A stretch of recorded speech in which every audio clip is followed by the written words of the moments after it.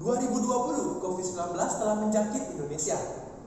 Berbagai kebijakan diterapkan demi mencegah duka. Pendidikan pun harus ikut merasakan akibatnya. Namun, kehadiran vaksin mulai membuka harapan. Dilema pun melanda dunia pendidikan, tetap dari jarak jauh atau kembali seperti sedia kala. Om Swastiastu. Assalamualaikum warahmatullahi wabarakatuh. Shalom, nama budaya, salam sejahtera bagi kita semua, salam kebajikan.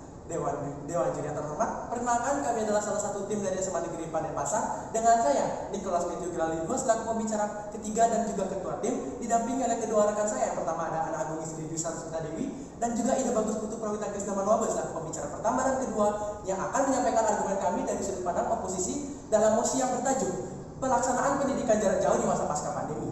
Dan adapun landasan konstruksi berpikir kami landasi dalam 3 perspektif utama, yakni mengenai hukum, pendidikan, dan juga ekonomi. Mengacu pada Surat Edaran Kemdikbud Nomor 40 Tahun 2020 tentang pelaksanaan kebijakan pendidikan dalam masa darurat penyebaran COVID-19, maka pemerintah sejak Maret 2020 telah memberlakukan pendidikan jarak jauh yang memanfaatkan era teknologi digital. Namun seiring berjalannya waktu, muncul fakta pro dan kontra yang mempertanyakan apakah pendidikan jarak jauh ini tetap layak diterapkan pada pasca pandemi atau tidak.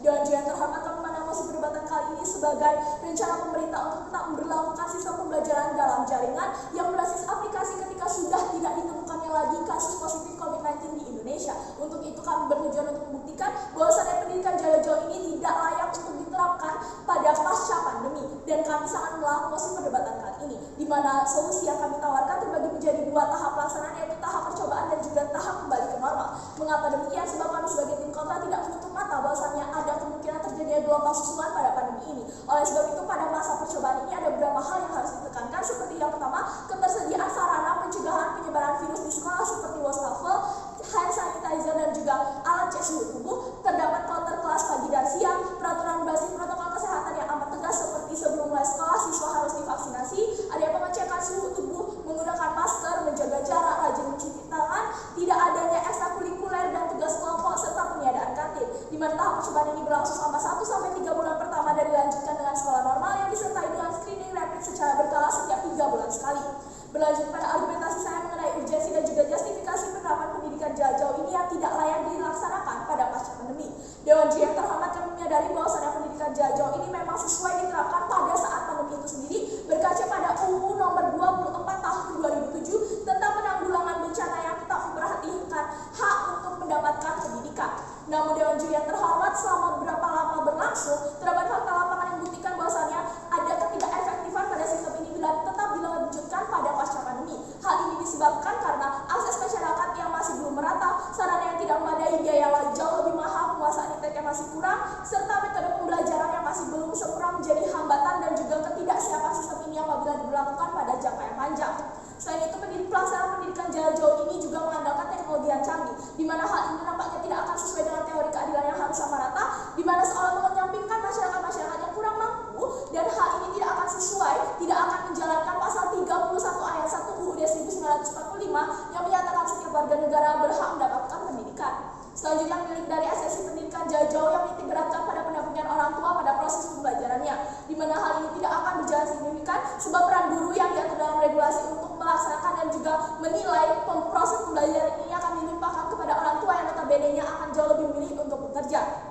Lalu pendidikan jarak jauh ini juga memiliki esensi guru terhadap psikologis anak, di mana menurut teori behavioristik yang menekankan bahwa tingkah laku seseorang terbentuk dari interaksi stimulus dan respon, di mana hal ini ketika anak melakukan PJJ, ia akan membuat suatu peraturan tersendiri kepada dirinya, seperti bangun siang, bisa hanya belajar hanya ketika ada tugas, mencontek, dan lain sebagainya. Hal ini akan berujung pada suatu kebiasaan baru pada anak itu yang sangat buruk dan menjadi suatu identitas yang melekat pada karakter bangsa itu ke depannya. Oleh sebab itu kami sebagai tim kontra tidak setuju dengan mosi perdebatan kali ini.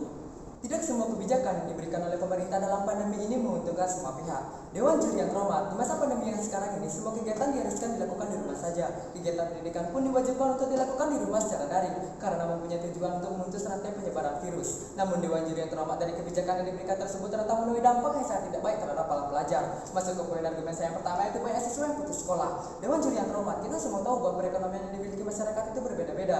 Di masa pandemi ini, hampir seluruh bagian perekonomian di dunia mengalami penurunan. Untuk masyarakat yang mampu, mereka mungkin tidak akan merasa pusing dengan situasi seperti ini karena sudah mempunyai tabungan atau tunjangan yang mereka miliki. Namun bagaimana dengan masyarakat yang kurang mampu? Dewan Juri yang terhormat, Dalam kegiatan pembelajaran jarak jauh ini, alat yang harus dimiliki adalah perangkat sebelah seperti handphone contohnya. Untuk masyarakat yang mampu, mereka mungkin hampir sudah memiliki. Namun bagaimana dengan masyarakat yang kurang mampu, yang dimana untuk memenuhi kebutuhan hidupnya saja masih kurang dengan dunia terhormat.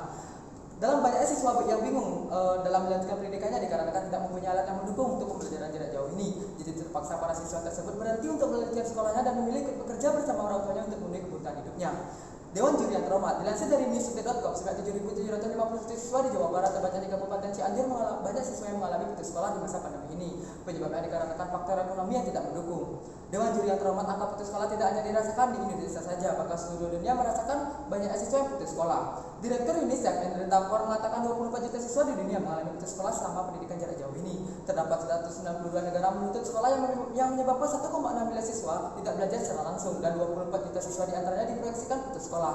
Dan Pur juga mengatakan 460 juta siswa di seluruh dunia tidak memiliki akses seperti internet, komputer, handphone, dan perangkat seluler lainnya untuk berpartisipasi dalam pembelajaran virtual atau pembelajaran jarak jauh ini. Masuk kepada argumen saya yang kedua, yaitu penurunan pencapaian siswa dalam belajar. Dewan Juri yang terhormat, belajar secara tatap muka jauh sangat lebih bagus daripada belajar secara daring.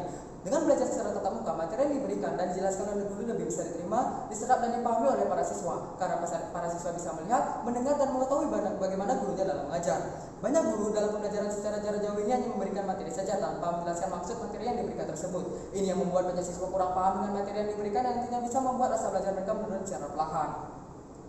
Konsultan Nasional Pendidikan dalam Situasi Darurat UNICEF FDI strategi menilai bahwa pandemi COVID-19 membuat kualitas pendidikan semakin menurun. Siswa kehilangan kesempatan belajar sebagaimana mestinya. Dalam situasi ini, siswa tidak terpenuhi secara baik dan secara layak.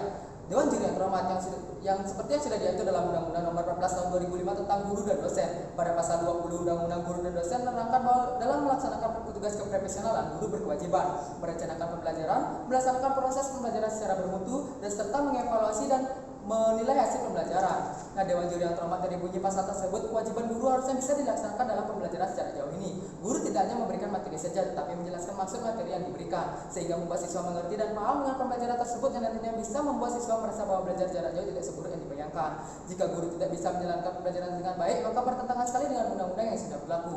Jadi Dewan Juri yang terhormat, dari data dan fakta yang saya bawakan bahwa pendidikan jarak jauh ini sangat tidak layak karena menuai dampak yang sangat tidak baik. Sekian dari saya, terima kasih.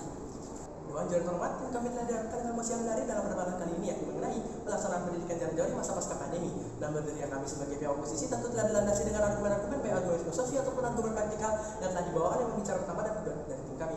Dan di sini saya selaku pembicara ketiga akan menyampaikan rekonstruksi argumen dan juga konklusi mengenai perdebatan dari tim kami. Baiklah, masuk ke rekonstruksi argumen.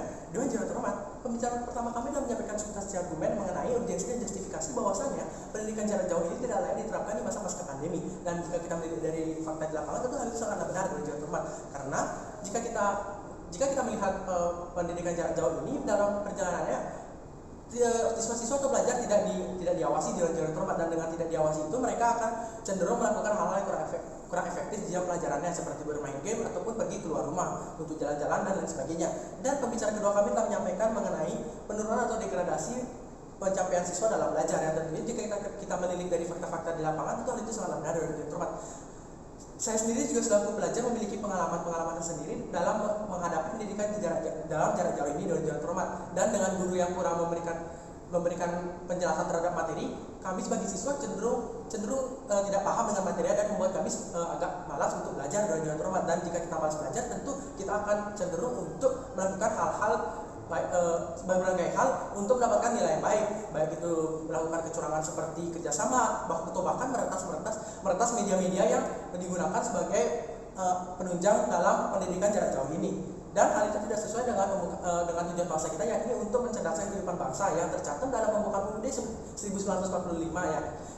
Yang mengapa? Karena untuk cerdas itu pintar saja tidak cukup, namun diperlukan juga moral yang baik seperti kejujuran Dewan Juri terhormat. Lalu pembicara kedua kami juga mengatakan bahwa akan banyak siswa yang putus sekolah karena faktor ekonomi, dan hal itu sangat benar Dewan Juri terhormat. Dengan ekonomi yang sulit masa pandemi ini, siswa-siswa atau pelajar akan lebih cenderung memfokuskan untuk memenuhi kebutuhan pokok keluarganya daripada menunjang sarana prasarana. Dan jika kita bayangkan apalagi di masa pasca pandemi ini dilakukan, tentu hal ini sangat memberatkan mereka Dewan Juri terhormat, dan mereka akan lebih memilih untuk memenuhi kebutuhan pokok mereka sehingga mereka akan putus sekolah. Oleh karena itu kami sangat bangga berdiri sebagai pihak oposisi Dewan Juri terhormat. Saya tutup dengan para Santi. Om Santi Santi Santi Om. Wassalamualaikum warahmatullahi wabarakatuh. Shalom, namo buddhaya, salam sejahtera bagi kita semua. Salam kebajikan.